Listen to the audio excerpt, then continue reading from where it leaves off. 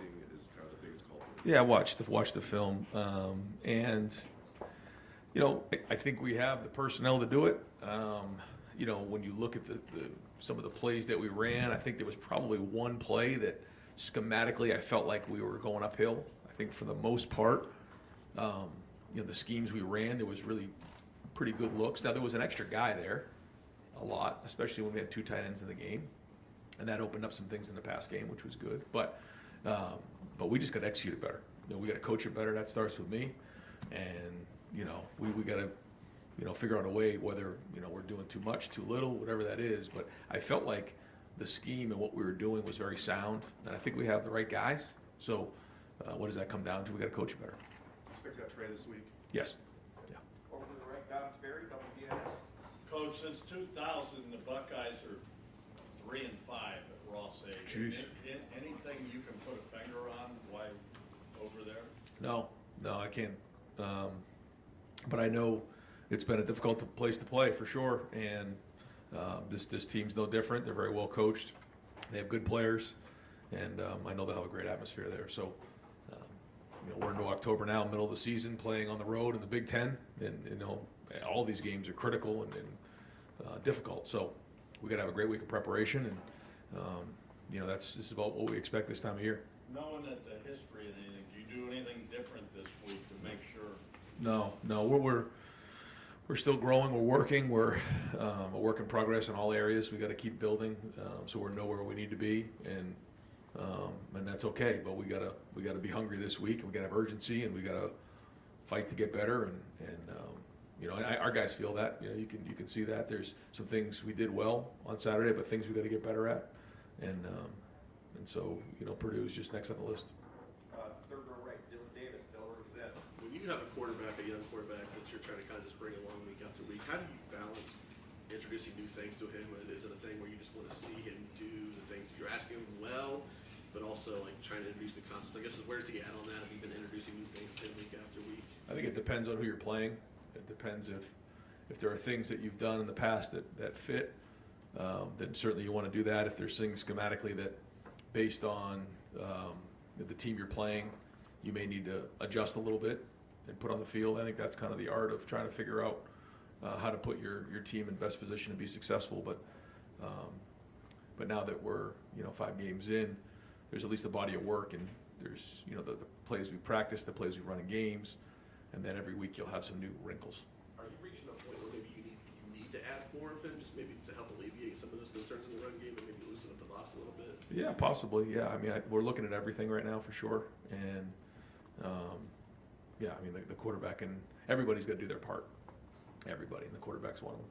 Third row left, Andy Anders, 11 Warriors. So a lot of 2 tight end personnel. It seemed like even more than you guys have used all season. Was that matchup based, or was that maybe an increased confidence in G in his blocking ability? A little bit of both. Yeah, I thought, he's practiced well when he deserves to get on the field, and it certainly did allow us an opportunity to be explosive in the pass game. You can see that, there was some really big plays out there, and that was good. So, when you have 3 surfaces on both sides or a 4-man surface, there's just different wrinkles for the defense to have to deal with, and the goal is to score as many points as possible and move the ball. But there's certain areas obviously we need to get better at, but we'll keep looking at different personnel groupings to put as much stress as we can on the defense. Far left, Joe Nugent, WCMH. With the slow starts, is part of the challenge identifying why it is happening? And you can obviously attack from there. I think in particular on Saturday, we missed a couple of things early on, and then we had the botched snap. So I think it just kind of culminated there. I don't think the defense was slow. I think that the first throw and catch was unbelievable. Davison was right there. Quarterback threw it on time, and it was well executed and put the defense in a tough spot. So I think the defense was ready to roll.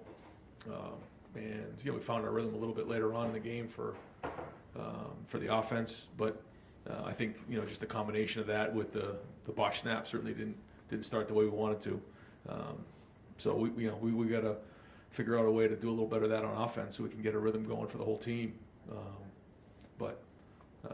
that comes with preparation and putting it on the field. And, we'll try to do it as coaches, try to get the guys in the right plays early on to help with that. But they also have to take some ownership of it. Deep center field, Jeremy Birmingham, the podcast.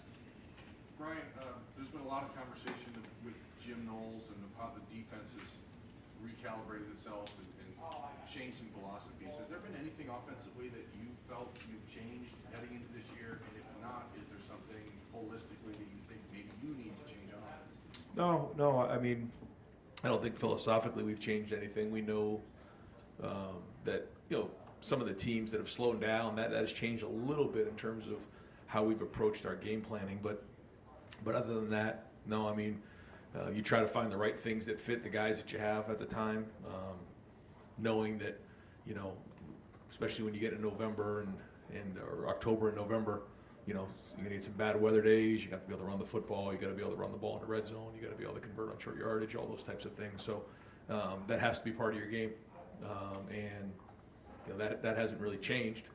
We're going to continue to work towards that, but also be explosive as we possibly can on offense. Far right, Adam King, WBNS. Coach, I feel like last year you talked a lot about competitive excellence and getting up for games even if they aren't, the game you circle on the calendar. But this year, undefeated Maryland, obviously you can't sleep on Purdue with the history there. Then you've got Penn State, Wisconsin. How do you guys constantly keep getting up knowing that the next game is just another huge game? Yeah, we call it the competitive stamina, and we still do. We still talk about that, bringing it every week, and it's something that comes up this time of year because of exactly what you're saying. And it's not about the team we're playing; it's always about us. But we're just in a constant grind to get better and to improve in all these different areas. And we know, our first goal was to win the first game, then win the next 10, and then win the rivalry game. And we have these goals, and so we knew this was going to be a long stretch. We talked about it during the bye week, and you got to bring it every week. That's part of the deal. When you come to Ohio State, you're not allowed to have a bad day. When you look at early on in the season, you talked about balancing with hardline the offensive duties. How has that through 5 games panned out for you guys? Yeah, good. I think we got a good good synergy on offense, and certainly all kinds of areas that we want to get better at. That's unlike any other organization, but no, I think we got a good group of guys. Right in front of them, Clay Hall, WSYX. Reading the notes here, they have a freshman who, a D tackle who has 3 picks. He leads the Big Ten in solo tackles. Is he somebody you have to scheme against? I mean, I think they're doing a great job. Schematically, Coach came over from Illinois, and they did a nice job there. He's coached at Missouri. He's coached at some really good places, and good defenses have followed him. And he's got to recruit really good players. He has really good players now. So he seems like a really intelligent guy who gets his guys in the right spot, and they play hard. Yeah, I mean, we look hard at the personnel and make sure that the matchups are right. Fourth row right, Spencer Colbrook, Letterman Row. Brian, do you have an update on Rebecca at all? No, not right now. One thing I can tell you is that it's not going to be a long-term issue. We'll probably have a better idea how he's doing later in the week. But good news was it's not a long-term issue, and we'll kind of reevaluate as the week goes on. Kyle was 8 of 11 on first down, 187 yards and a touchdown. How much does that take pressure off the running game to be perfect when you've got a quarterback that's that efficient on first down? Well, that's it. The goal is to get 4 yards on first down, and if teams are going to load the box, then he's got to do a great job of being efficient in that exact spot. And when you can do that, then like you said, it takes pressure off the run game. It all goes together. So whether we're talking about the quarterback making checks or throwing the ball or whatever those things are, reading people, he has to do his part, and part of that is exactly what you're saying. And that's like the first play of the game, we don't complete the bubble. That's part of the run game. We've got to complete those balls. That's got to be like a long handoff. That's what we call it. He knows that. But yeah, I mean that's a big part of what we're doing. Right next door, Cameron T. Robinson, The Athletic. Maryland, Notre Dame, both weeks, you guys rushed for, it was less than a yard and a half before contact. When you look at those films, do you see a common thread there, or was it just what you said before? No, I think we can do a better job of getting movement up front. I think we can do a better job of getting to the second level and getting the running backs there. I think the running backs can do a better job of seeing it. So, you know, it's a little bit here, a little bit there. And I'm not just going to sit here and tell you it's one or two things. And so we're just going to keep swinging at it. And that's kind of sometimes how the run game goes. You know, you got to keep working to get better at it. And, you know, that's not going to be any different this week. Do you expect to get mine more work, or I know you said Trey's probably coming back, but how do you see that rotation? Well, again, we'll see as the week goes on, you know, how that shakes. But I thought he ran hard when he had his opportunity you know, in the game on Saturday. Bill Landis, the podcast.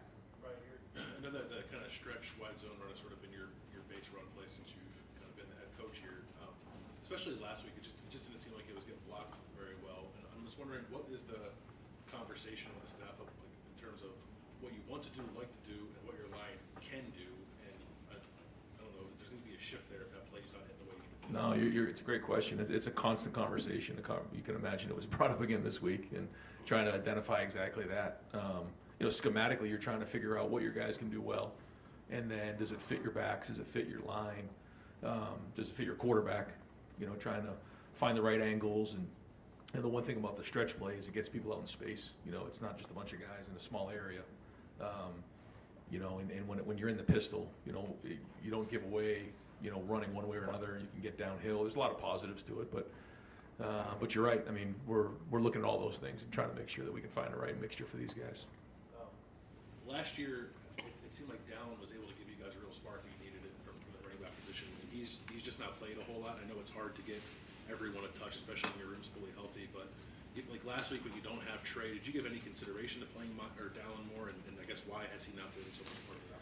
Yeah, we talked about it you know, in the preseason going into the season, and what we didn't want to do is put down in a situation where, you know, with three running backs, we were going to, you know, use up a year of eligibility for him. Now he's ready to go, he's practicing, and if appropriate, we'll put him in the game. But we also don't want to, you know, have him play in, you know, 5 or 6 games without getting a you know, bunch of work in. We just don't think that that's the right thing to do for Dallin. But Dallin's ready to go. Dallin was great about it. And, you know, if it's appropriate, he will go in because he still has 4 games to play, and then we wouldn't, you know, burn a whole year of eligibility with Dallin as we look into the future, because we do think he's great. I think he's a really good player. You know, we have 3 guys already there, so that's kind of the conversation that we had. And he was great. He's working hard, and yeah, we'll definitely consider that as we move forward. Tony Gervin, Buckeye Huddle.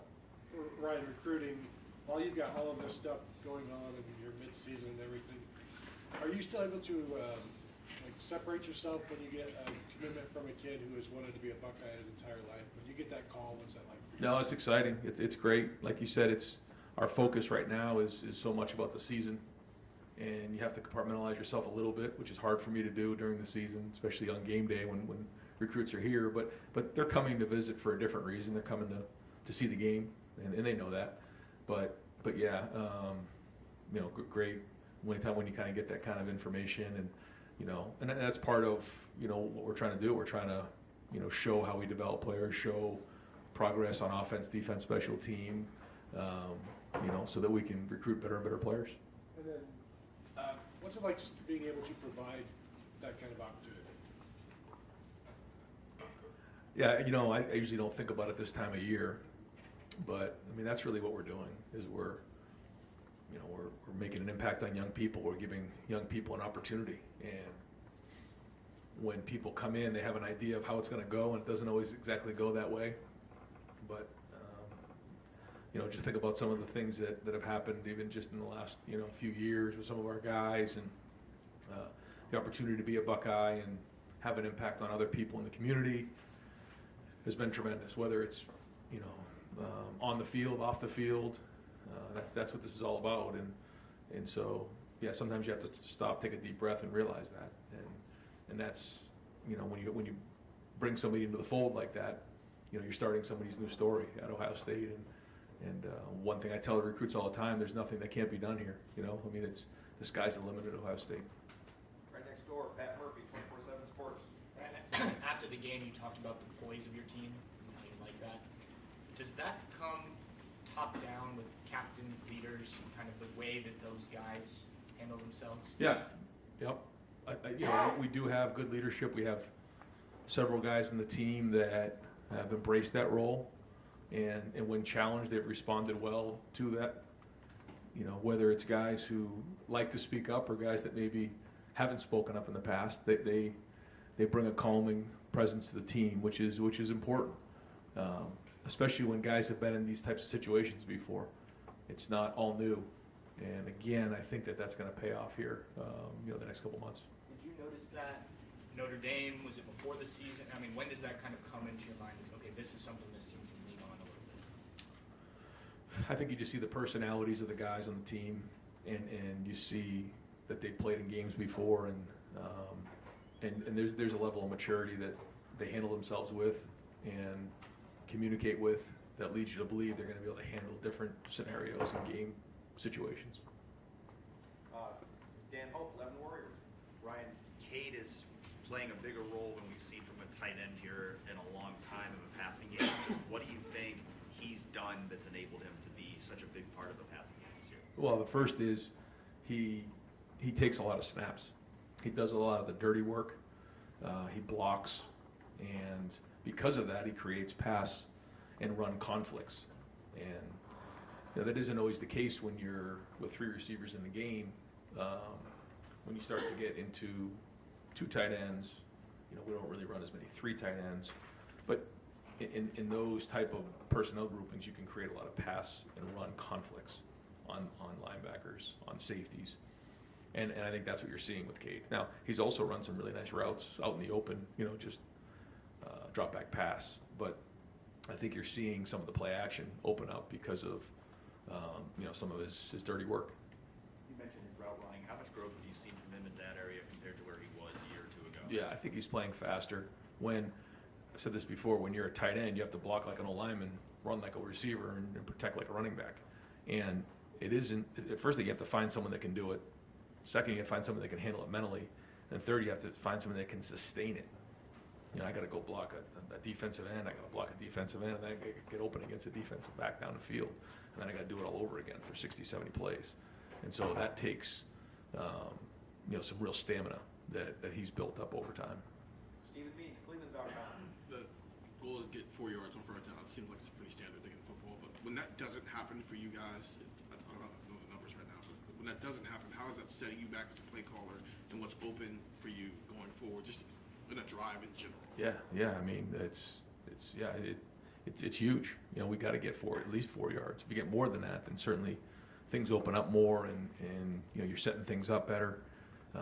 So it's a huge part of the offense and how we call it and how we do it.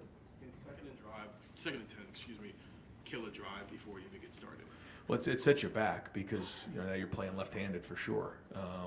The one thing that, like you said, negative plays or 0-yarded plays is really, when you look at drive killers, those are big. So whether it's a penalty, a sack, TFL, or incomplete pass, that can really set you back. So we try to do everything we can.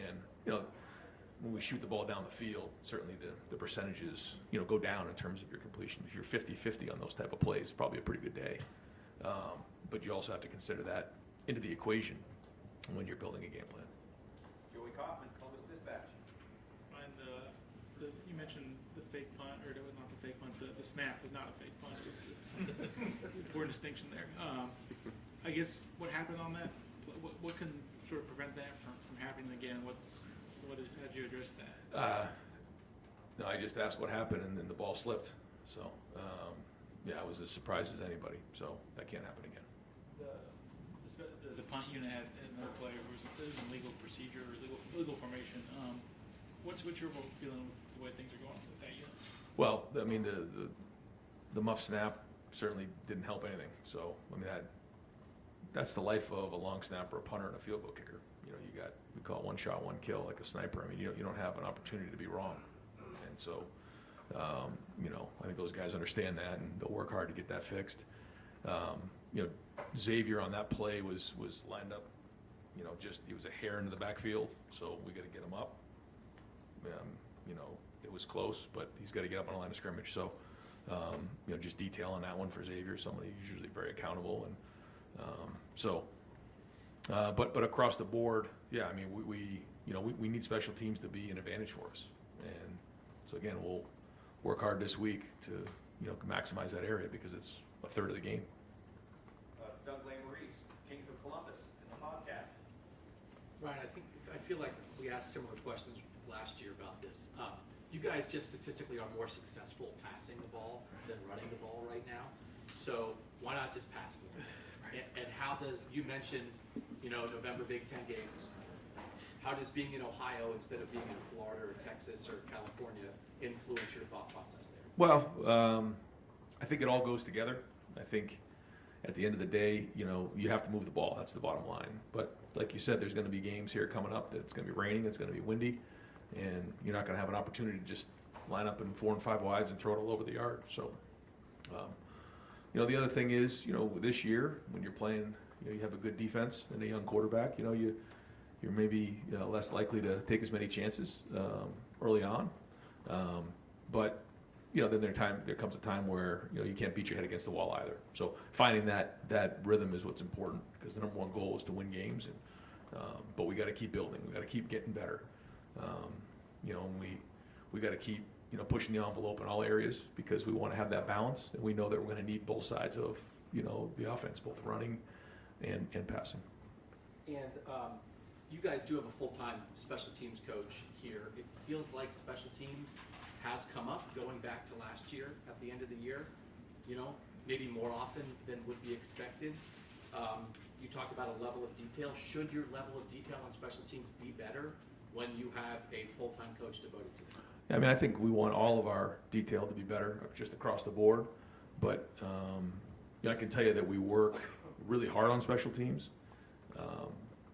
I think that the coaching detail is there. I think we just need to hold each other accountable. And, again, it starts with me. So I got to help coach it better and hold the coaches accountable and the players accountable to play at a high level. And, because we want it to be a weapon for us. We want it to be an area that we're winning on. And, there's been some good things. And, just like offense and defense, there's areas we got to get better at. Andy Backstrom, Letterman Row. Ryan, you called them 4-point plays in the red zone, turning field goals into touchdowns. That's been a struggle for you guys this season. What can you attribute to some of those red zone struggles? There's been some good things too. I thought it was, Kyle threw 2 back-to-back touchdowns. That was great to see him. That was the most confident I've seen him in the pocket, back-to-back, 2 in a row like that. That was well done. I thought we hit the sweep really well to Maya, and that was well executed. Julian Fleming came down and did a nice job on the Mike linebacker. So those were good. When I look at that, the one drive there, we called the screen there. We knew we were getting 0 coverage, and the 3 technique or 4-eye didn't quite rush the way we thought he would, and he ended up right in the passing lane. And so Kyle did a nice job of ditching the ball, even though he got an intentional grounding. He didn't put the ball in harm's way. So that one hurt us. And then we went down on the next drive. Called the play action pass. The safety didn't come down the way that maybe we thought he would have after we ran the other play. And Kyle did a good job of throwing that away. We didn't get what we wanted on the power play. We just didn't get enough movement up front. Didn't quite hit it the maybe we wanted to hit it, to at least create a situation where it could have been a 2-down situation. And then we tried the throwback to Cade and got too much penetration up front. So, I can kind of go through every play and recognize the areas, but it comes down to execution at the end of the day. Austin Ward, the podcast. Ryan, did you have to run on Sunday? Oh, yeah. I'm not trying to get you fined, but it feels like you're getting a number of apologies from the Big Ten or post-game explanations. What is your involvement in trying to get that clarity afterwards? What is your level of frustration with the way it's seemingly happening every single week? Yeah, like you said, it's hard for me to say much. But I can just tell you this, that it's my job to advocate for the players and compete. I mean, there's so much on the line every single Saturday, and so you got my word. I'm gonna, go as hard as I possibly can to defend our players, to make sure that, they have the best environment to be successful. That's the best way I can put it. What do you do with apology letters? You frame those? Mean a lot to you. No comment. I wish I could say. Nathan Baird, Cleveland.com. When you have a unit like with the offensive line right now, I know you're trying to improve every position all season. When you have one that's a little bit farther behind right now. Can you afford to alter things in practice to account for that? Yeah. Bring that group along? Like, how do you do that, and what does it cost you to do? No, I think that's exactly right. I think you got to figure out, okay, what are the areas that we're maybe coming up short in? Now, this is just with everybody, but, you know, just like anybody else in any other line of work, I'm sure, is, you know, if there's areas you got to improve on, we got to look at everything. Got to look at, you know, what we're doing, how we're doing it, how we're preparing, how we're practicing it, how we're calling it. I mean, every part of it, and you know that's going on. You said you think you have the personnel right now, but coming into the season, there was a lot of talk about how Luke was looking early on, how Mecca had come on, Tegra Shabola. So is there still a gap between where those guys are at and where your 5 starters are at? I think so. Yeah. When we looked hard at it, I just don't see any of those guys right now pushing. I'd like to see that, but don't see them like pushing on the door enough to say, you know, someone deserves 20, 30 snaps in a game just yet. But you know, there's still a lot of football left to play, and you know, it's, you know, feel free to make a push. You know, we want that in practice. Right behind him, Jeff Gilbert, Press Pros.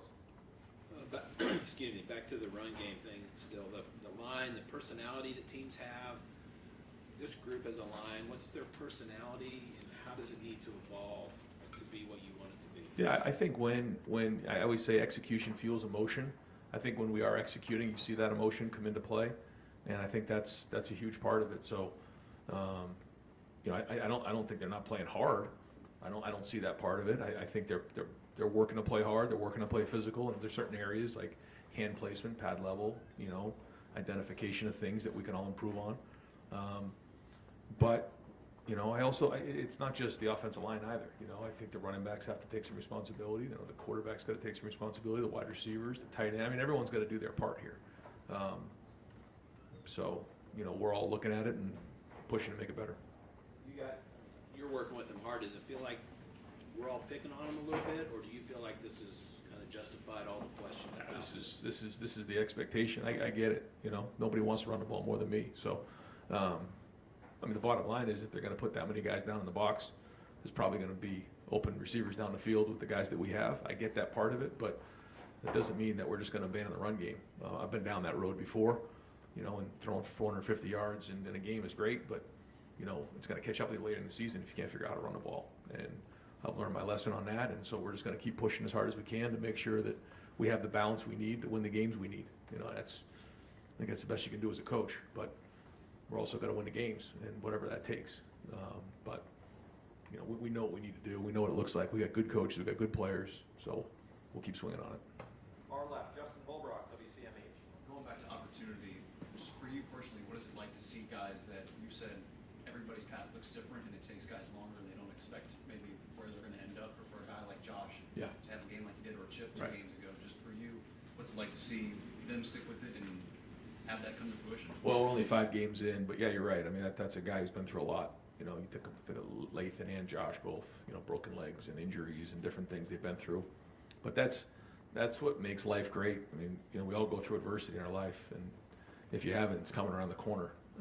And so that's what, you know, shapes your character and who you are. And that's the rewarding part of coaching, is to help young men work through that adversity, whether it's losing somebody in their life, injuries, struggling to get on the field, bad games, whatever those, they're struggling in academically, socially, mentally, physically, whatever the things are. We've had all the above here. You know, that's, as a position coach, you know, I don't get that as much anymore, but as a head coach overseeing it all, you know, that's why you coach. You know, you didn't get into coach to do anything other than have an impact on people, and that is the rewarding part of it. Now, you know, you have to win every game. If you don't win every game at Ohio State, they're going to find another coach. So that's part of the job, but that's not the reason why you coach. The reason you coach is to have an impact on people, and you know, our coaching staff believes in that. When did you start to see that level of consistency that he can be trusted to do that and perform every single game? Well, I think it's been a long road for Josh. It has. There's been a lot of ups and downs, and he's stuck through it. He's persevered. He's come out the back end, and now he's the best version of himself. Now, it's, you know, it's week to week, but you're seeing what he's capable of, and so now he's got to continue to do it over time. Bill Rabinowitz, Columbus Dispatch. I know at Ohio State, the expectation is you reload and not rebuild. But the fact is that you did lose 3 NFL players on that line, including a high first-round pick. Is it just possible that this talent on the line is just not quite what you want it to be right now? I think that's hard for me to say because, I believe in our guys, and I think, they're plenty good enough to go win every game. So, I tell you if I didn't think so. And so then what we're going to do is just continue to grow to get better. I mean, there was a point where, Paris Johnson wasn't quite where he needed to be. He was in his sophomore year, he was at right guard, and then he moved over to tackle, and then as the season went on, he got better and better.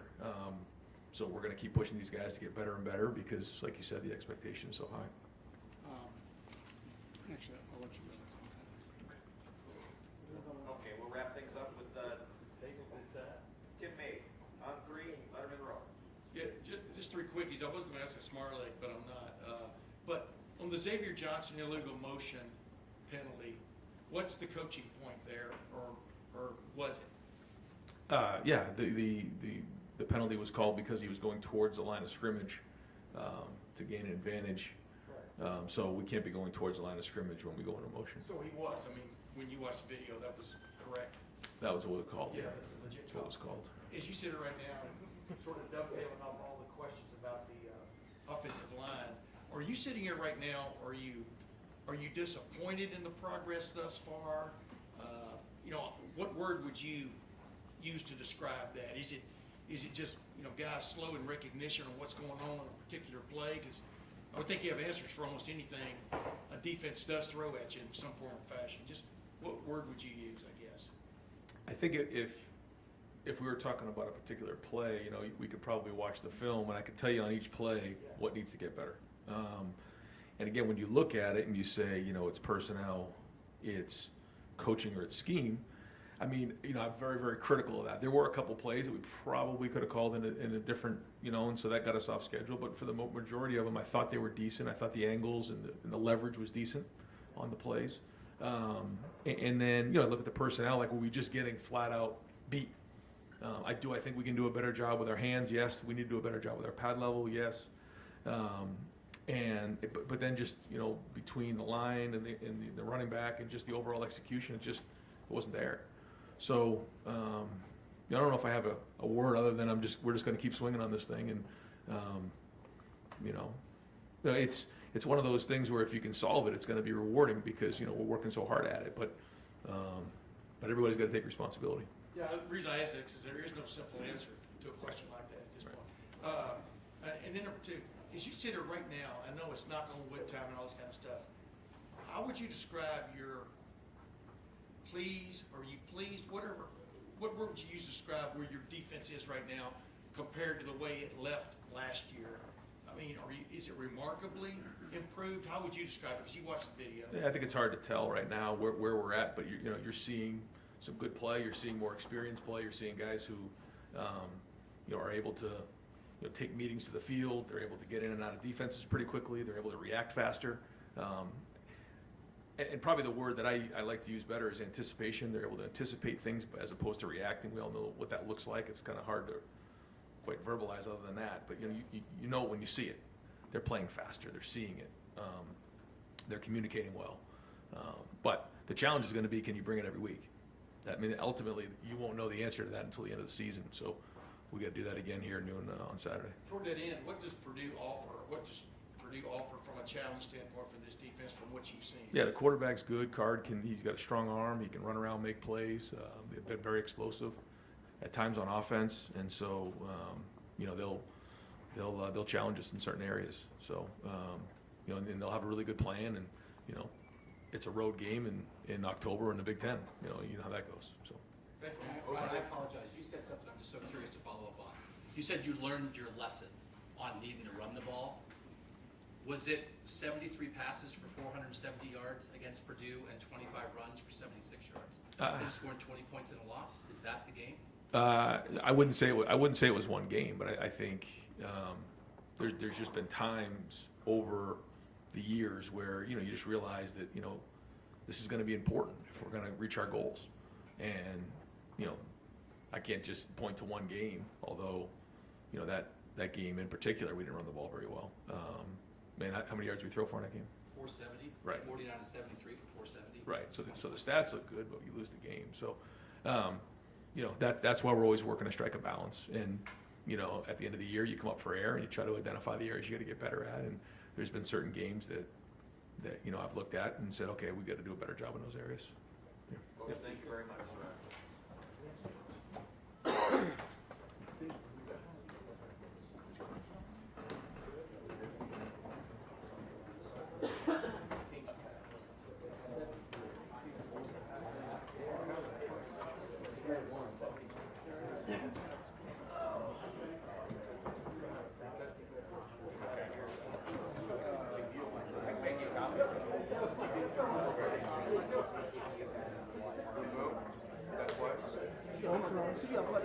Which one is it?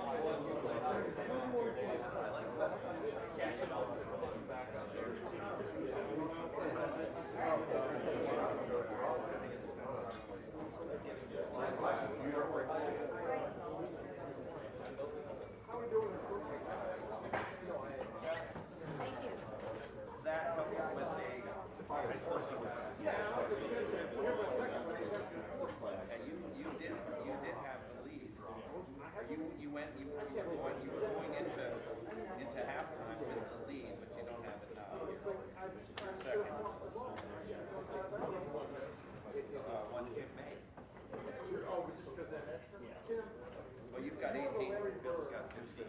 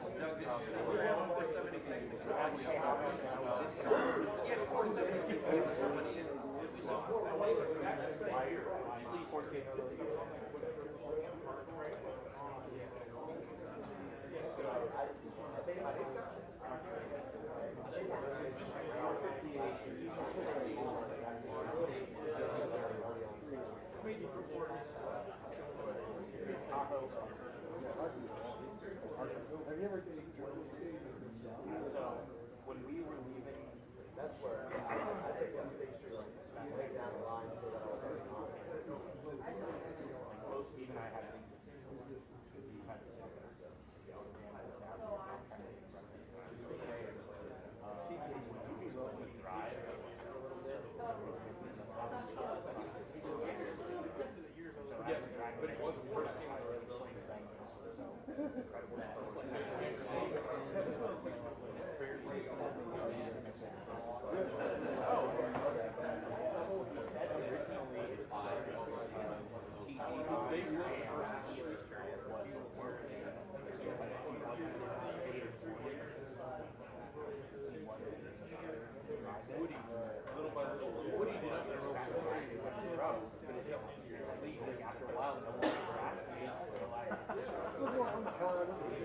He also said, whatever the hell whatever got them he said, liability is serious. I didn't drive. We looked for like, I need to go to the airport for a thing. Personally, he was like, we drove to the grocery store. Things like that. Things beyond that.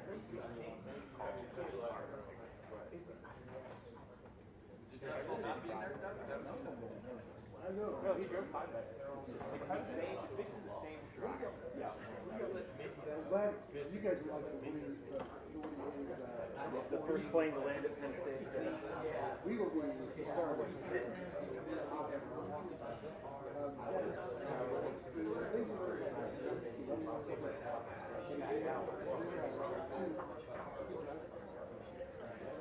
I figured on the way there.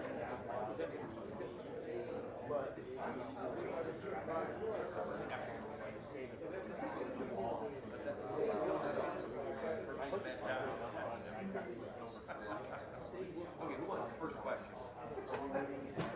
I don't, we need to discuss that.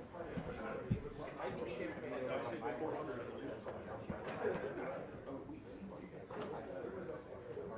All right, folks, we're going to open up questions for Coach Knowles, front row. Bill Rabinowitz, Columbus Dispatch. Jim? Hello. How would you say the linebackers are playing, Steele and Tommy are playing right now?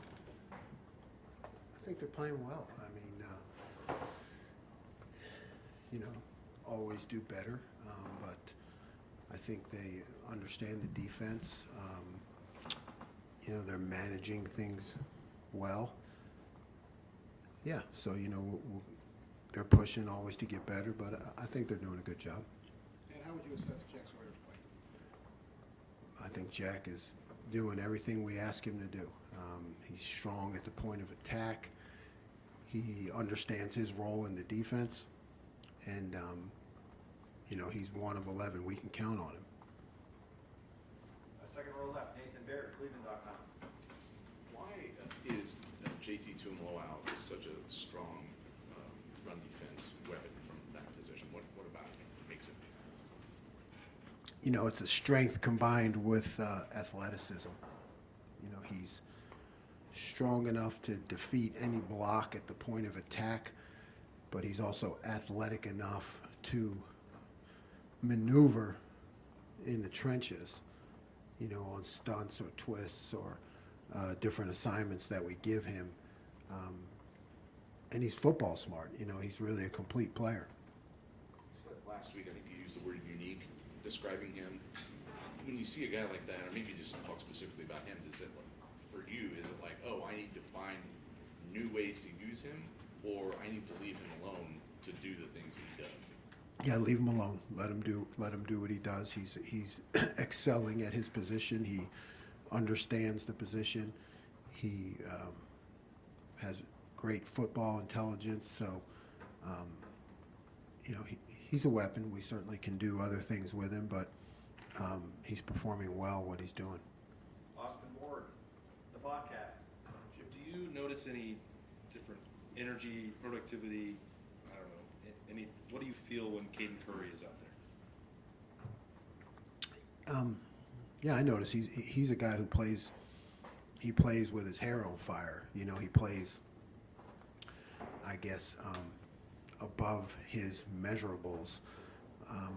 When you look at him for being a guy who maybe doesn't have all the height or weight, he's just one of those guys that will fly around, and that makes a difference. I think it's a great change of pace to throw at an offense. How much? I don't want to be accused of being a spy, but like, what's the amount to use somebody like Caden? If that's a change-up, what's the ideal volume of snaps to give somebody like that? Well, as many as you can. Again, I go back to that's a rotation up front that Coach Johnson works on, and you really have to go with the flow of the game and how it's going and what we're seeing. So there's no exact number, but you really have to go with what's happening in the game. Fourth row right, Andy Baxter, Letterman Row. It felt like for the first game we saw Sonny really tested in coverage. What was your assessment of his play there? And then secondly, that third and out blitz. What went into that, bringing him in the fourth quarter? Which blitz? The one in the fourth quarter, I believe, 2017. He brought Sonny in third and 9. Oh yeah. Well, we thought Sonny did well in man coverage. I mean, there's matchups on the slot that I think we got beat twice, right? It wasn't just Sonny, but I think Jordan was in there also. Those are tough matchups, but he was right there. Jordan was right there.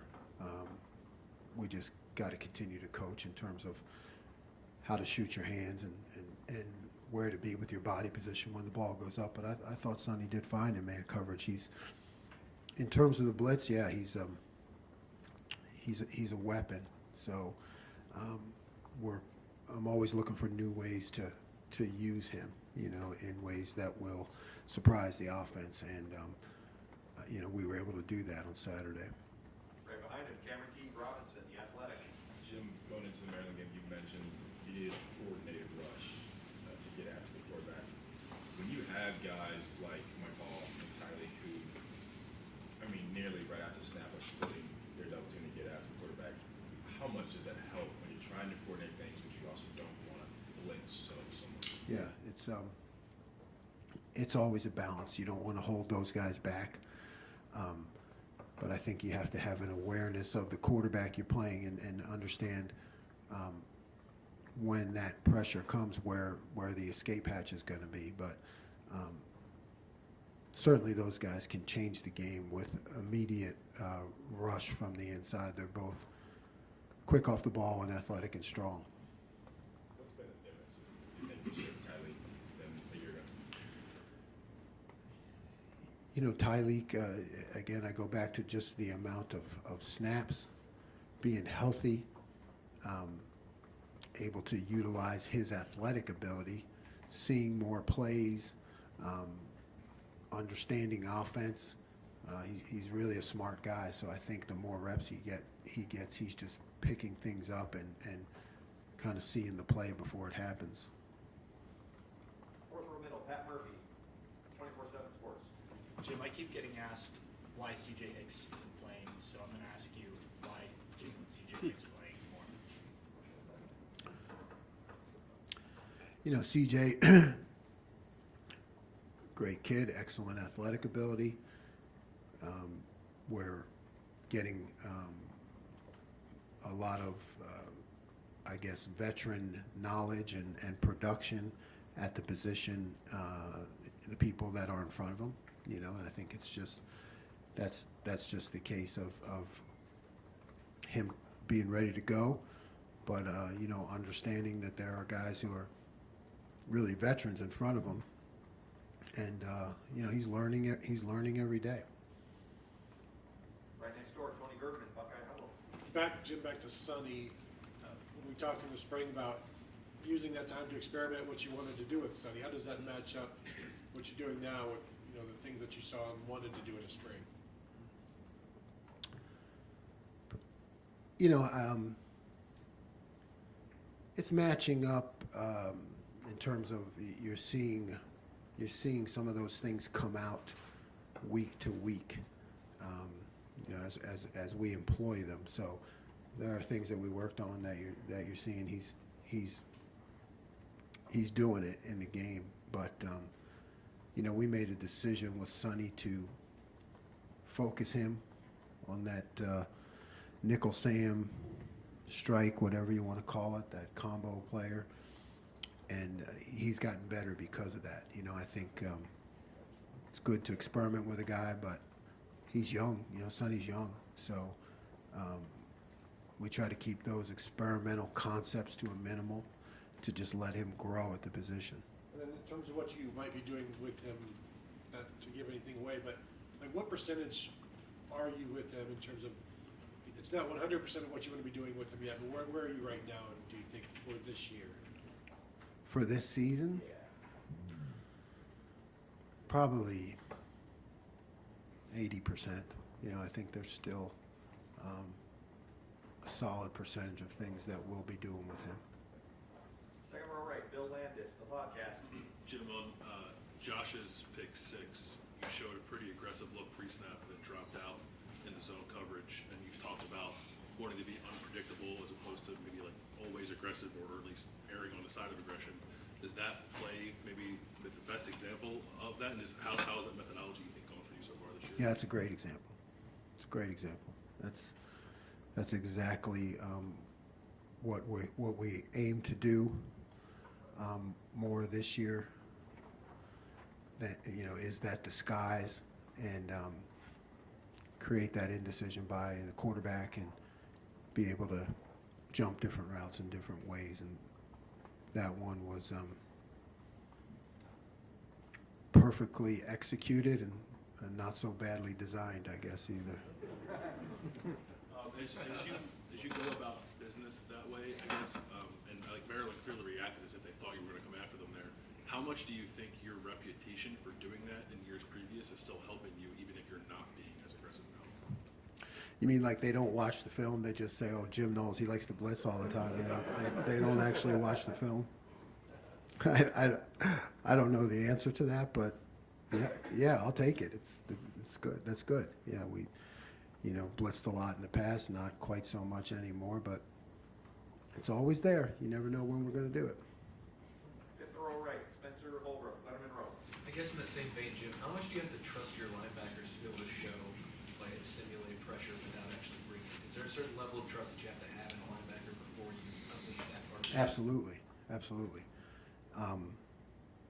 Showing and dropping out is not as easy as it looks, because you're up there, you can get caught in things, and if you're not 100% sure of your zone point or where you're headed based on the formation, you can get in trouble by being up too close. So we have veteran guys who understand it.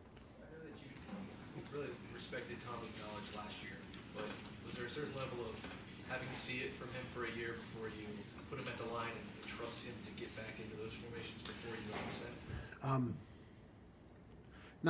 Not having to see it, really just for him continuing to understand the big picture of the defense. So, you know, he's always been really smart and figures things out. So I think it's just pouring more on him, you know, and he continues to accept that challenge and really be the quarterback of the defense. He made some nice checks for us on Saturday. Third row middle, Dan Hope, 11 Warriors. Jim, both both Tyleek and JT played around 70 snaps on Saturday. Is there any concern about those guys playing too many snaps this time of the year as you try to keep them fresh for the stretch run? No. I mean, we have to win every game that we play. So, we need to make sure that our best players are in there when they need to be.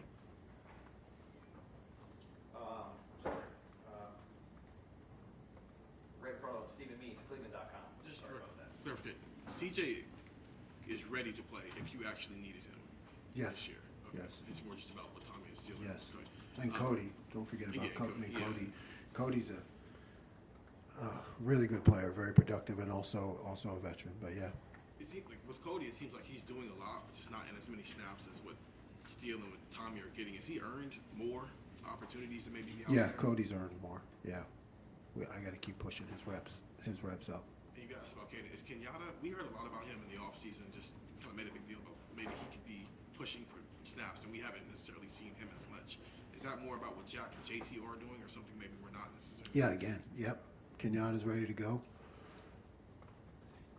He could play as much as we need him. Second row right, Doug Lamreese, the podcast. Nope. Cleveland.com. Nope. Kings of Columbus.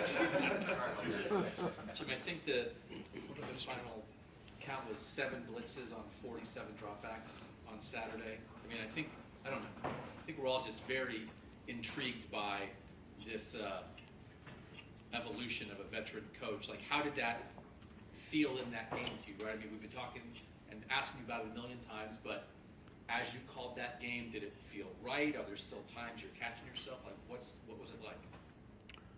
No, it felt right. Like I've said all along, these are things that you go through in the dark, in my office late at night, in the off season, and you look at it and you look at it, and so that change really, it's been happening in me since the last game, and you're seeing it. So yeah, it feels right. And that blitz that we're talking about was Sonny and Lathan together on that play. Is that one that you have in your pocket for that game, and you're just waiting for the right moment to unleash that, or what's that decision-making process right when maybe you have a look you think it's going to work? Yep, it's the look, have it in your pocket, practice it, and then see the formation. See that it's lined up that the way we want it. Checked. I think we checked to it. Yeah. So based off the look. Third row left, Jeff Gilbert, Pressboro. Coach, in terms of like game planning, flow of the game, you talk about how you flow of the game, like with Coach Johnson, and some of the stuff that I was just asking about too. But are you feeling that better? What's the difference of how you feel going through a game this season versus last season, or even game 1 of this season to now? Are you just more comfortable knowing what to do with this defense? The honest thing, I think I said it before, I never feel comfortable. I never feel comfortable. So it's just a case of what's working. What do we need to get better at? What's the next play? What's going to happen 2 or 3 plays ahead? What are they doing? So it's a constant evaluation, a constant adjustment. But it's never feeling comfortable, or my job is not letting anybody else feel comfortable. We have to keep pushing. Over here to the right, Clay Hall, WSYX. What's your take on their quarterback, Hudson Card? Strong arm. Really impressed with his arm. I mean, makes all the throws. Athletic enough to scramble and hurt you. I don't know if we'll ever face one like we had last week, but he certainly is not just has to be a pocket guy. He moves well. So yeah, I'm impressed. Gets rid of the ball, makes all the throws. We'll wrap things up. Front row, Tim May, on 3, Letterman row. Thank you, Jerry.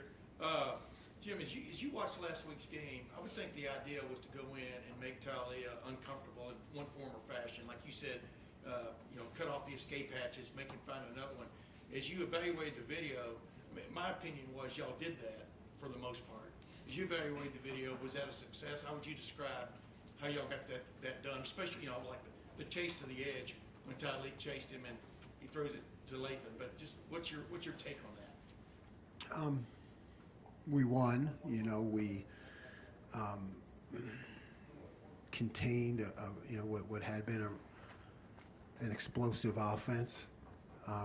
So I would say good.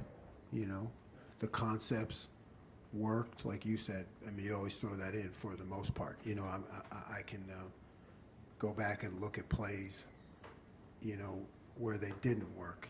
So when you look at things from my perspective, there's always something to fix and get better at. But we executed the game plan well enough to win and contain an explosive offense. But we still got more work to do. Yes, former coach John Cooper said the other team practices too. But I wanted to follow with this. I mean, like they come out in the second half and have that drive straight down the field. I mean, we get to talk to you Saturday, but y'all immediately got into an adjustment or whatever you want to call it.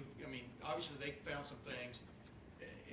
From that moment on in the game, how pleased were you with y'all's adjustments, and what more of a sign is that this is a maturing defense? If you follow, not just the players maybe, but even your staff. Yeah, I'm with you on that. We adjusted well. We recognized what they were doing. We fixed our issues. We were able to move to some different concepts, that we had in our pocket. All the those things that you a lot of times save until the second half. We were able to pull them out and execute them. So yeah, you're happy with the maturity of our guys, to be in a tight ball game, and that's when you're able to just do some things that you had practiced and pull them out. Yeah, like another level, right? And let's think of, you got asked about Hudson Card, but when you watch Purdue, it seems like their offense has been sort of up and down, inconsistent, etc. How would you describe it, and what is it when they're going well that they do well in your opinion? Third downs. I think they're 33rd in the country, maybe. I mean, they got a pretty high third down conversion rate. So I think that's something that they do very well. They take a lot of shots down the field. I think they when you talk about inconsistency, they've had some turnovers. I think which have hurt them, but they have the concepts in their offense, that's well run. That if you let them get going, you could end up behind the sticks. Thank you, Coach. Thank you very much. Thanks. Jim.